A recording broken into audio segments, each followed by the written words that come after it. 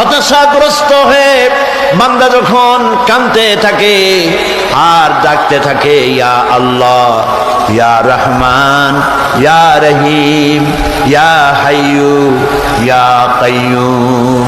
একটুখানি তাহাজ্জুদে ওঠেন, গভীর রাত্রে ঘরের সবাই যখন ঘুমানো, আপনি তখন উঠুন, উজু করে একা একই রুমের ভিতরে ঢুকে তাহাজ্জুদের নামাজ আদায় করে চোখ বন্ধ করে যদি ডাকতে থাকেন মধুর সুরে, ইয়া আল্লাহু, ইয়া রহমানু, ইয়া রহিমু, ইয়া হাইয়ু, ইয়া কাইয়ুম।